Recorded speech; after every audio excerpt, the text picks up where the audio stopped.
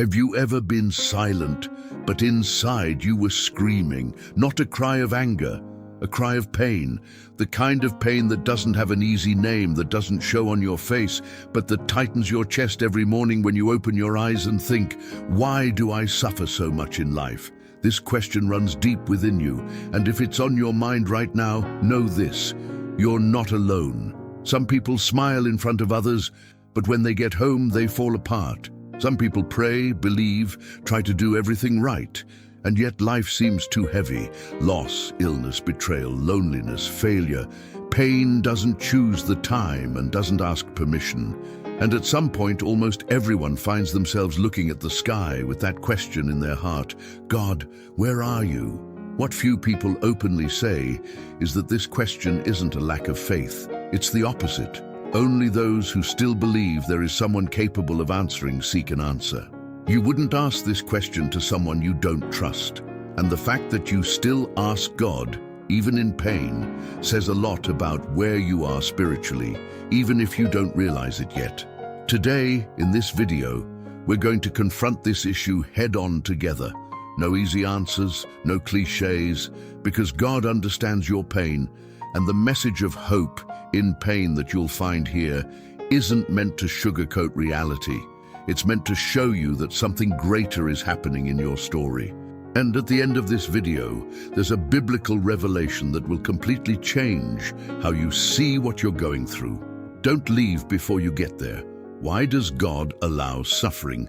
This is probably humanity's oldest question, older than philosophy, older than science. It's a question that originates in the heart, not the head, and that's why it hurts so much. Some people think that asking this question is wrong, that questioning God is almost heresy. But the Bible tells a story that completely destroys this idea. And this story begins with a young man full of dreams, with a colorful cloak and a future that seemed bright. His name was Joseph, Jacob's beloved son, the youngest among the great, the one who dreamed while others slept. He did nothing wrong. He betrayed no one, lied no one, sinned no one. But one day his own brothers, driven by envy, threw him into a pit. Then they sold him as a slave for 20 pieces of silver. Joseph ended up in Egypt, far from everything he loved, without understanding anything that was happening. And as if that weren't enough, when he finally found a stable place in Potiphar's house, he was falsely accused and thrown into prison. In prison, Joseph, the dreamer, the chosen one, in prison. If it were today, Jose would have every right to ask, why do bad things happen to those who try to do good? Why does God allow pain and sorrow in the lives of those who love him?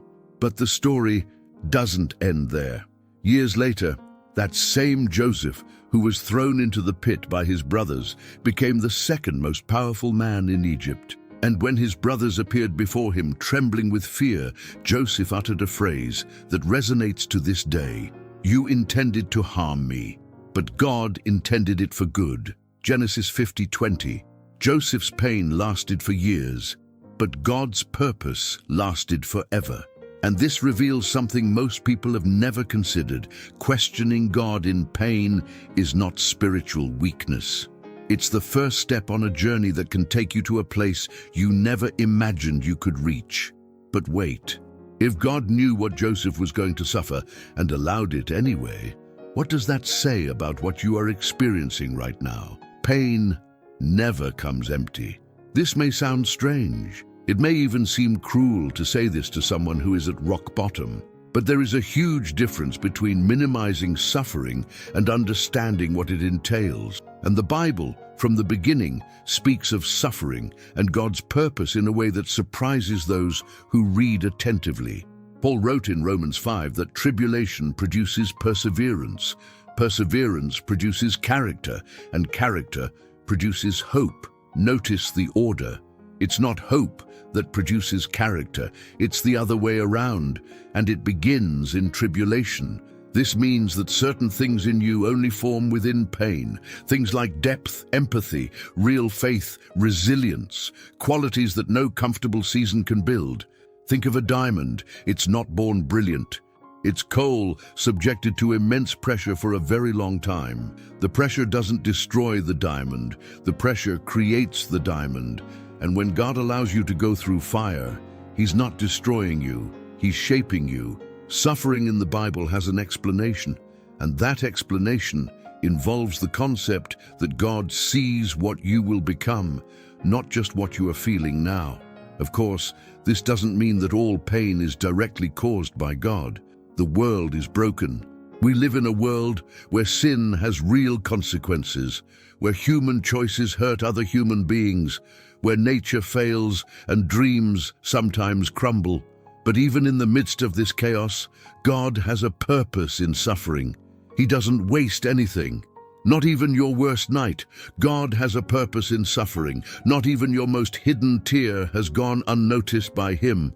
Psalm 56:8 says that God keeps each of our tears as if they were precious. This is not empty poetry. It is a declaration about the character of a God who does not stand idly by observing your pain. But there is something even deeper than that. Something that most people only discover when they are completely without a way out. Pain reveals what prosperity hides, and what it reveals in you may be exactly what God was hoping to find. There's a lie that pain whispers in almost everyone's ear. It goes like this: if God existed, if He truly cared, this wouldn't be happening to you. It's a low but persistent voice, and the more the pain intensifies, the more sense that voice seems to make. But the Bible tells a different story. In the book of Isaiah, God speaks directly to His people who were suffering, exiled, and feeling completely abandoned. And what does He say? Do not be afraid, for I am with you. Do not despair, for I am your God. I will strengthen you and help you. Isaiah 41:10. This wasn't said to those who were doing well. It was said to those who were falling apart. God's presence isn't a reward for those who don't suffer. It's a promise for those who are in the midst of the fire. Think about what happened to Shadrach, Meshach, and Abednego in the book of Daniel. 3 young men thrown into a furnace so hot it killed the soldiers who threw them in.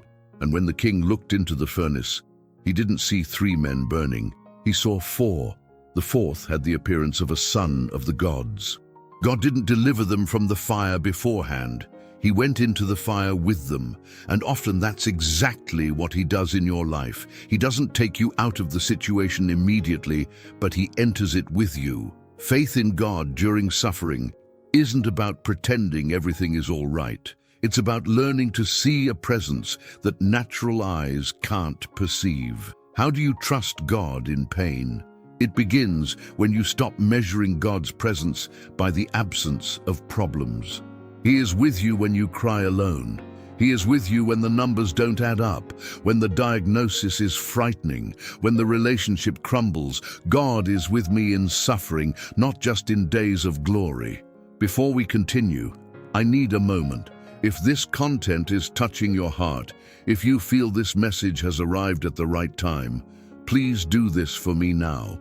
Click like on this video and subscribe to the channel. It costs nothing, but it makes all the difference in getting this message to more people who also need to hear it today. Now let's continue, because what comes next is the heart of everything we're talking about. There's a specific moment in pain where most people give up, but it's precisely at that moment that God is preparing something you can't yet see. There's a place that only pain can take you to. It's not a physical place, it's an inner place. A place where you finally let go of control, where the masks fall, where self-sufficiency dissolves and you see yourself exactly as you are, human, fragile, needing something greater than yourself. And it is precisely in this place that God meets people in the most profound way. Paul knew this place. He described in 2 Corinthians 12 that he had a thorn in the flesh, something that tormented him, and he asked God 3 times to remove it, 3 times, and God said no. But along with the no came one of the most powerful phrases in the entire Bible. My grace is sufficient for you, for my power is made perfect in weakness. The pain that Paul wanted to disappear was exactly what God was using to keep Paul dependent on him. And a Paul dependent on God was more powerful than a Paul without pain and without need. How to deal with spiritual suffering. It starts here. It starts when you stop treating prayer as a complaint form and begin using it as a real encounter. When you come before God, not only with requests, but with your open heart, with your exposed pain, with your honest confusion, God is not offended by your honesty. He is offended by the distance. Now, if you're suffering while watching this video, I want to invite you to do something. You don't need to have the right words. You don't need to be in a special place. It can be right now, where you are. Talk to God like this, however you can. Lord, I don't understand what I'm going through, but I choose to trust in you. Enter into this pain with me. I don't want to go through this alone. This is a prayer for those who are suffering, simple, honest, real, and powerful, because when pain becomes an encounter, it ceases to be the end of the story. It becomes the chapter that precedes transformation, and the transformation that comes after a real encounter with God in pain, that's something you won't forget as long as you live. And it's precisely about this transformation that I need to talk to you about now, because what's coming in this video is the revelation I promised at the beginning. And it will change everything. We've arrived at the place I promised from the beginning. And before I give you this revelation, I want you to understand something. Everything we've discussed so far, every block, every story, every verse, has been building a foundation for this moment. Because what I'm about to say isn't motivational advice. It's a biblical truth that has the power to completely reposition how you view suffering. The revelation is in John 11. Lazarus, a close friend of Jesus, was ill. His sisters, Mary and Martha, sent word to Jesus. And Jesus, who knew everything, waited. 2 days. Lazarus died. When Jesus finally arrived, Martha went to meet him and said, "Sir, if you had been here, my brother would not have died." It's the same phrase many people say to God today. If you had acted sooner, I wouldn't be like this. And do you know what Jesus did? He didn't justify himself, he wept. The Son of God, standing before a tomb, wept, because God understands your pain in a way that goes beyond theology. He feels it. But then Jesus commanded that the tomb be opened. Everyone hesitated. It had already been 4 days. It was too late, they thought. And it is precisely here that the revelation lies.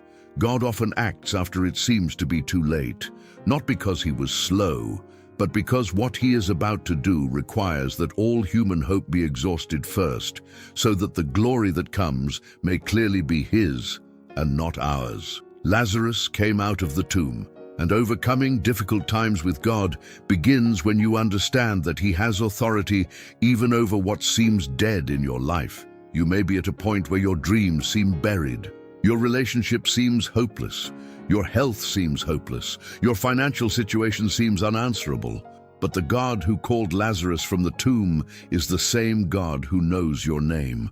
And he has a purpose in the suffering you are experiencing. Not because he is indifferent to your pain, but because he sees beyond it. The message of hope in pain is not that you will stop suffering tomorrow. It's that you are not suffering in vain. If this video reached you today, it wasn't by accident. Share it with someone who needs to hear this. Leave your comment below. Tell us what you're going through or how this message touched you. And if you haven't subscribed to the channel yet, do it now, because every week there's a new message to strengthen your faith. And remember what Philippians 4:13 declares, with all authority. I can do all things through him who strengthens me, not some things. Not when things are going well, everything, even what you're facing right now. The pain you are feeling today has a name, a deadline, and a purpose. And the God who held Joseph at the bottom of the pit, who entered the furnace with the 3 young men, who wept before Lazarus's tomb and then resurrected him, that same God is with you now, at this very moment, and he will not let go of your hand. God bless you.